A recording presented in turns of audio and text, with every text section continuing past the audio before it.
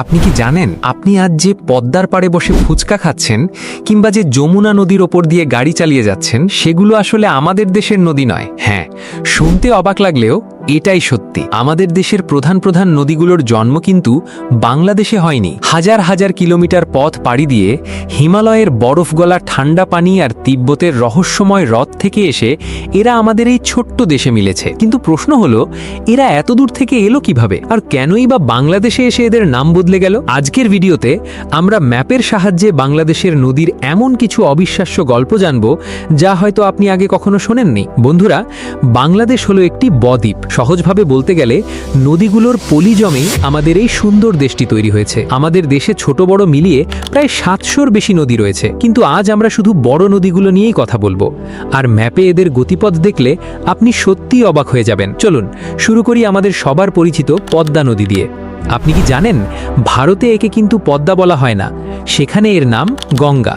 ভারতের উত্তরাখণ্ডের হিমালয় পর্বতমালা থেকে এই নদীর উৎপত্তি। প্রচণ্ড শীত আর বরফ গলা পানি নিয়ে এই নদী হাজার হাজার কিলোমিটার পথ পাড়ি দিয়ে আমাদের বাংলাদেশে এসে পৌঁছায়। ঠিক কোন জায়গা দিয়ে ঢোকে জানেন?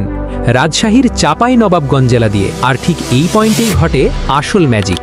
বাংলাদেশে ঢোকার সাথে সাথেই এর নাম গঙ্গা থেকে হয়ে যায় পদ্মা। এরপর এটি রাজশাহী, পাবনা, কুষ্টিয়া হয়ে সোজা চলে যায় চাঁদপুরের দিকে। পদ্মার স্রোত আর এর ভাঙন কিন্তু পুরো বিশ্বেই পরিচিত।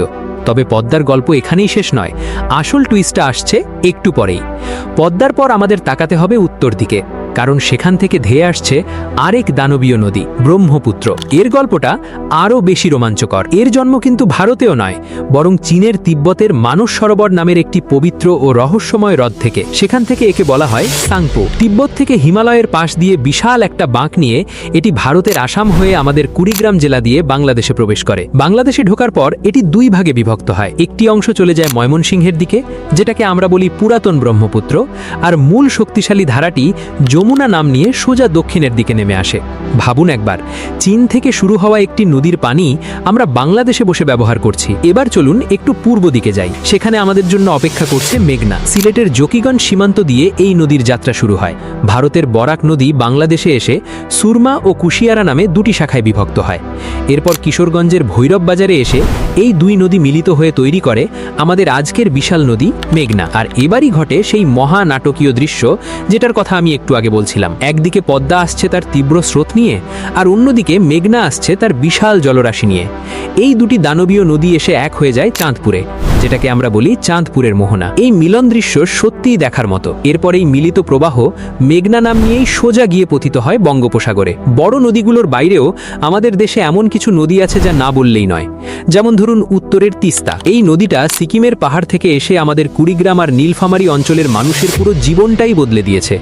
আবার যদি আমরা সুন্দরবনের দিকে যাই, সেখানে পাবেন পশুর নদী। এই নদীটা যেন সুন্দরবনের শিরা ও উপশিরা। বাঘ, হরিণ আর কুমিরদের জীবন কাটে এই নদীর ওপর নির্ভর করে। আর নদী তো গেল, আমাদের দেশে আছে অসম্ভব সুন্দর কিছু লেক আর হাওর, যেমন রাঙামাটির কাপ্তাই লেক। জানেন তো, এটা কিন্তু প্রাকৃতিকভাবে তৈরি হয়নি। জলবিদ্যুৎ তৈরির জন্য মানুষ কৃত্রিমভাবে এই বিশাল লেকটি বানিয়েছিল। আর অন্যদিকে আছে সুনামগঞ্জের টাঙ্গুয়ার হাওর। বর্ষাকালে গেলে আপনার মনে হবে আপনি কোনো সাগরের মাঝে দাঁড়িয়ে আছেন। শীতকালে এখানে হাজার হাজার মাইল দূর থেকে পরিযায়ী পাখিরা একটু উষ্ণের খোঁজে আসে।